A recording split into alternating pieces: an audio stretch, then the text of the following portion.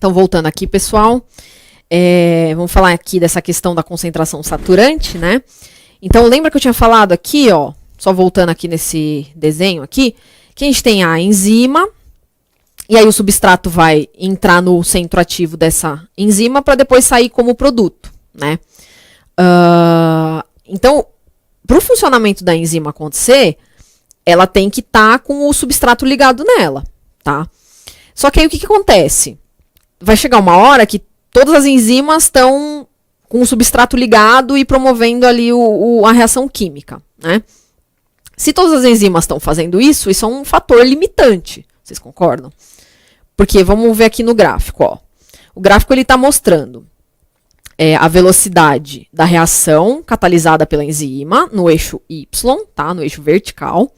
Aí tem embaixo é lenta e para cima é rápida, né? E no eixo horizontal, o eixo X, ele está mostrando diluído e concentrado.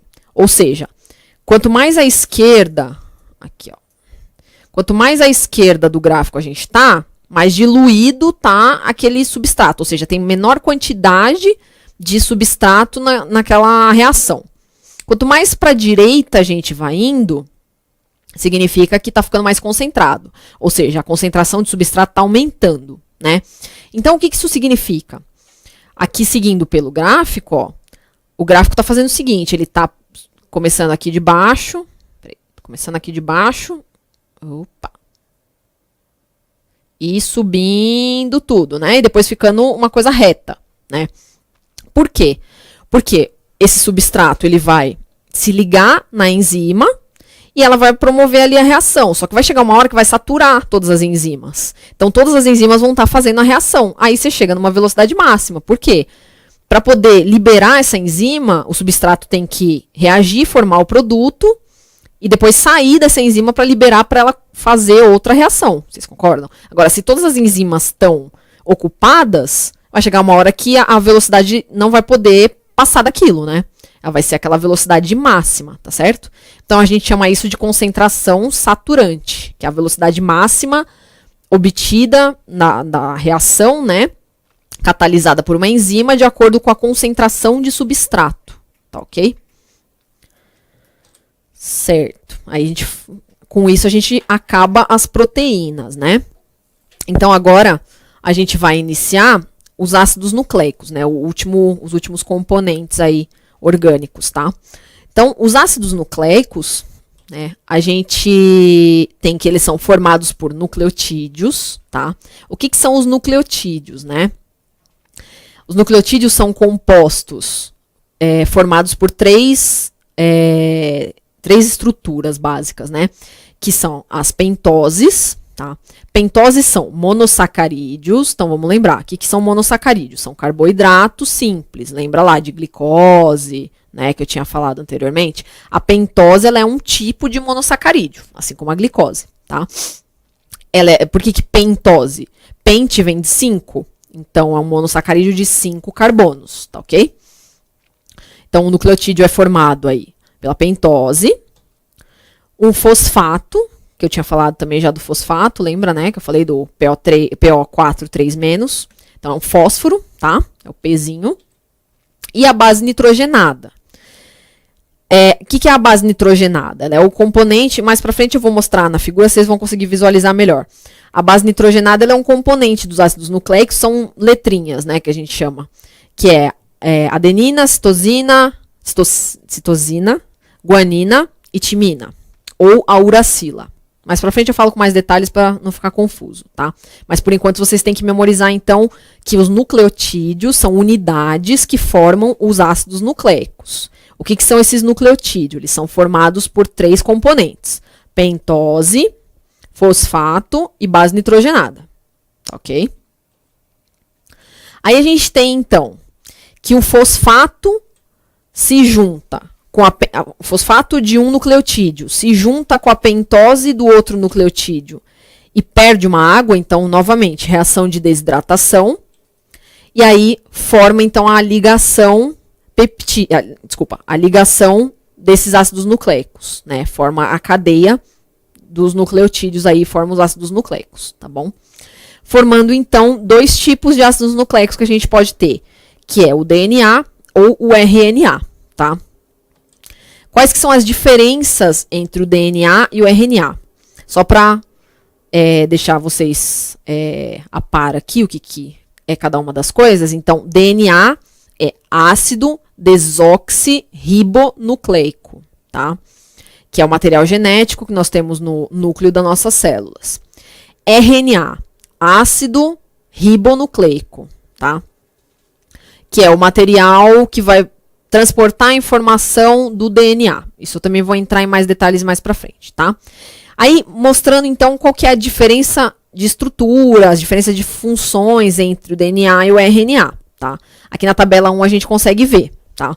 Então, primeira diferença, a pentose, né, o carboidrato ali do DNA e do RNA são diferentes. Então, a gente tem que a pentose do DNA chama desoxirribose, por isso que ele é o ácido desoxirribonucleico, e a pentose do RNA é a ribose, tá? Por isso que ele é o ácido ribonucleico, tá ok? As bases nitrogenadas, as letrinhas que eu tinha falado lá em cima, elas vão ser diferentes também.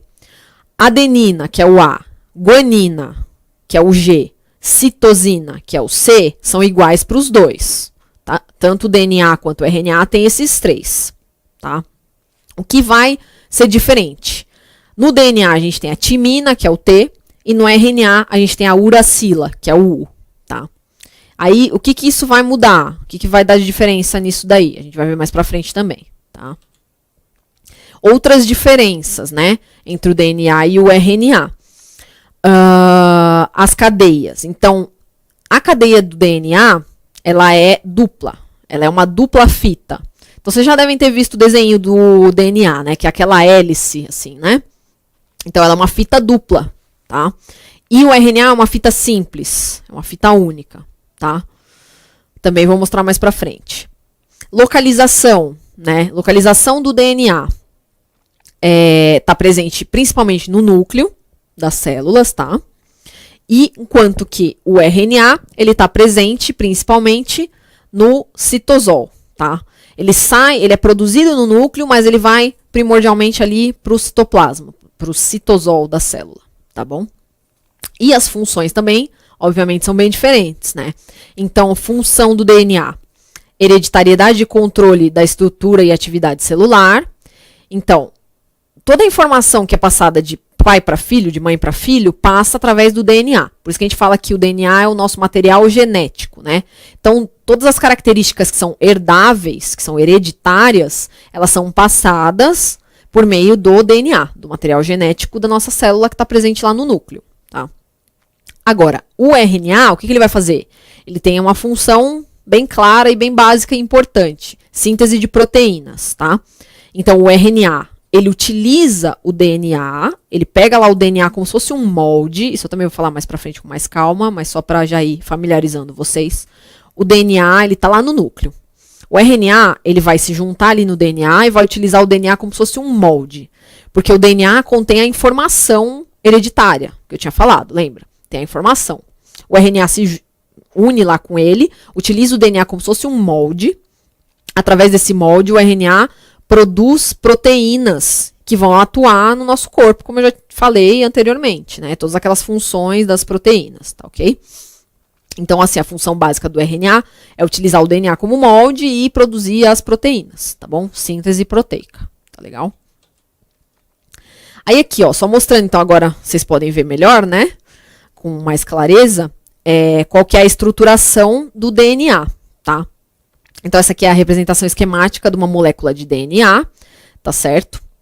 Então, a gente tem aqui a pentose, que nem eu tinha falado, o fosfato e as bases nitrogenadas. Então, eu vou circular aqui para vocês verem. Ó. Então, em vermelhinho aqui, ó. Tá vendo essa figurinha aqui com 5 pontinhas? Então, 5 pentose, tá bom? Aí aqui a gente tem a bolinha que tá ligada ali, que eu vou circular em verde. Essa bolinha aqui vai ser o fosfato, tá ok? Aí agora aqui em azul Isso daqui vai ser a base nitrogenada, que vai ser aquelas letrinhas que eu tinha falado, ACTG, ou no lugar do T pode ser o U também. Mas aqui como é DNA, não vai ser U, né? Vai ser ACTG, tá? Vai ser sempre timina, o T. Então, o que que acontece? Isso aqui, ó, que eu vou circular de roxo, isso tudo aqui, ó, vocês estão vendo que tem uma pentose, um fosfato e uma base nitrogenada. Isso que eu circulei de roxo é um nucleotídeo. É uma unidade do DNA, tá certo? Mas aí vocês estão vendo que nessa fita tem vários nucleotídeos ligados um no outro, né? Então, a gente tem aqui... você tem a pentose aqui, ó, que se liga com o fosfato aqui, tá? Que eu fiz uma coisinha azul aqui. Então, a pentose está se ligando com o fosfato. Então, você vai tendo a união de várias pentoses com vários fosfatos para fazer uma fita, né? Agora, vocês estão vendo que tem duas fitas, né? Uma paralela à outra, né? Você tem, então, uma fita aqui e você tem uma fita aqui. Essas duas fitas, elas são unidas uma com as outras por meio das bases nitrogenadas, tá certo? Então, vocês veem que tem 4 cores diferentes aí, né? A gente tem a vermelha, a azul, a amarela e a verde, que são as bases nitrogenadas que eu tinha falado, ACTG, tá bom? Aí, a gente tem o seguinte também, que é bem importante de vocês saberem. A adenina, a base A, então, vamos voltar aqui. A adenina, o Azinho, ela só se une com a timina. Então, A com T, sempre.